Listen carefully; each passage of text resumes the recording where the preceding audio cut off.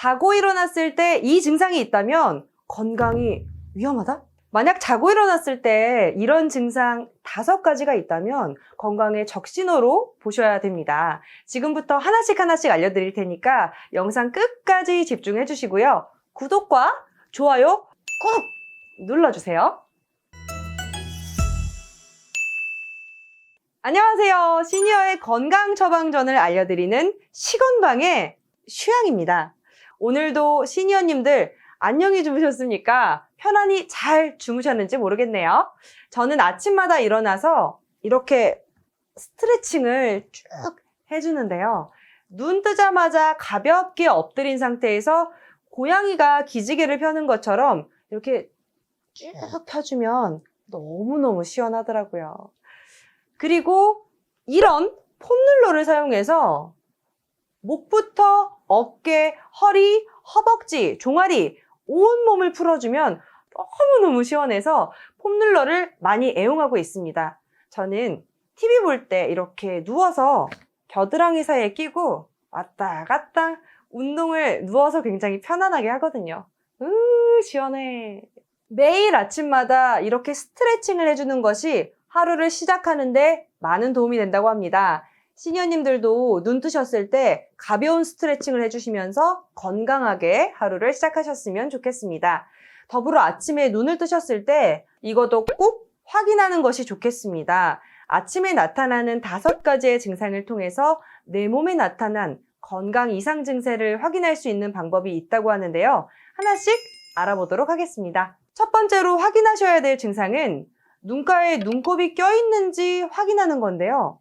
사실 이 눈곱이 끼는 것이 지극히 정상적이지만 평소보다 눈곱의 양이 많다면 안질환을 의심해 보셔야 됩니다. 특히 아침에 일어났을 때 과도한 눈곱으로 눈이 잘 안 떠질 때는 결막염을 의심해 보셔야 합니다. 미세먼지, 자외선 등 원인에 따라 차이는 있지만 대개 일주일 정도의 잠복기 후에 가려움, 이물질, 충혈, 끈적한 콧물 같은 눈곱 등의 여러 가지 증상을 통해 나타나며 알레르기 결막염은 눈 전체가 붓기도 합니다. 만약 결막염에 의해 눈곱이 과하게 생겼을 경우 억지로 떼어내거나 눈을 비비지 마시고요.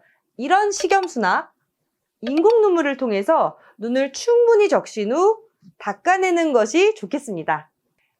두 번째로 확인해 보셔야 될 증상은 아침에 일어나 발을 내디딜 때 발 뒤꿈치에 짜릿찌릿한 통증이 있는지 확인해 보시는 건데요.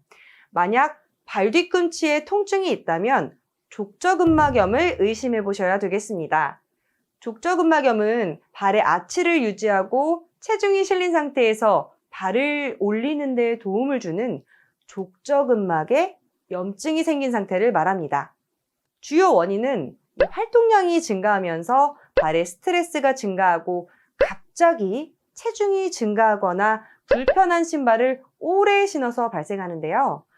족저근막염의 가장 큰 특징은 아침에 일어난 직후에 통증이 나타나는 것으로 자는 동안 수축해 있던 족저근막이 걷기 시작할 때 체중이 실리면서 통증이 발생되기 때문입니다. 이 증상이 심해지면 밤에도 통증이 심해지는데요. 만약 족저근막염이 있으신 분들이라면 아침에 자고 일어났을 때 혹은 오래 앉아있다가 일어날 때 발바닥을 충분히 스트레칭을 한 후에 걸으면 증상 완화에 도움이 된다고 합니다. 시니어님들 혹시 바쁘시더라도 일어나시거나 이동하실 때는 꼭 천천히 스트레칭 해주시는 거 잊지 마세요.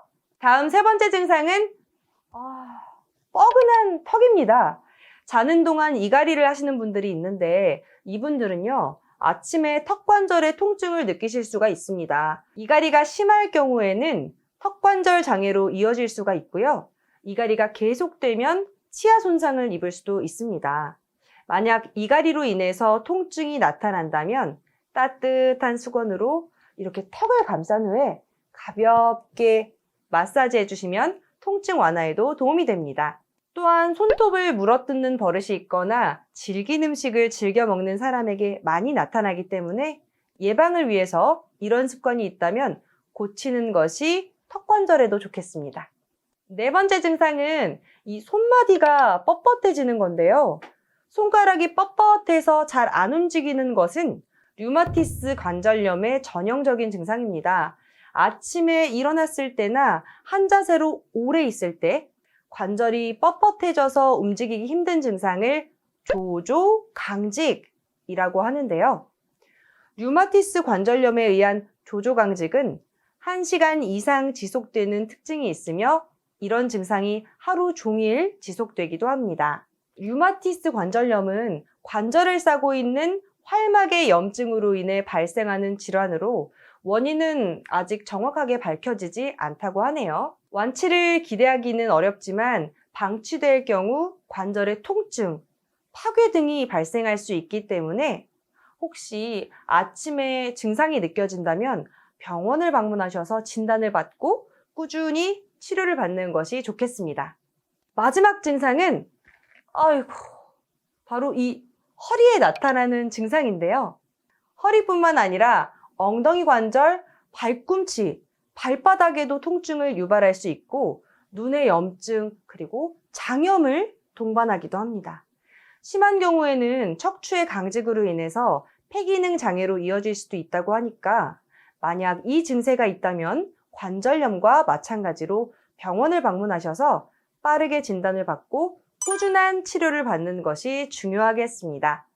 강직성 척추염 역시 완치법은 아직 없지만 적절한 치료를 통해서 척추가 강직되더라도 일상에는 큰 무리 없이 생활하실 수 있다고 합니다.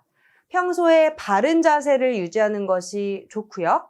규칙적인 운동을 통해서 관절을 유연하게 유지하고 뻣뻣한 증상이 있다면 따뜻한 물로 목욕하시면서 이완시켜 주시는 것이 도움이 된다고 합니다. 오늘 이렇게 5가지 증상을 살펴보았는데요. 우리 시니어님들 아침에 딱 일어나셨을 때 이런 증상이 보이거나 느껴진다면 병원에 방문하셔서 치료를 받아보시는 것이 좋을 것 같습니다. 우리 시니어님들과 함께 거주하시는 자녀분들도 혹시 우리 부모님께서 이런 증상이 있으시다고 말씀을 하시면 꼭 확인해 보시는 것이 좋겠습니다.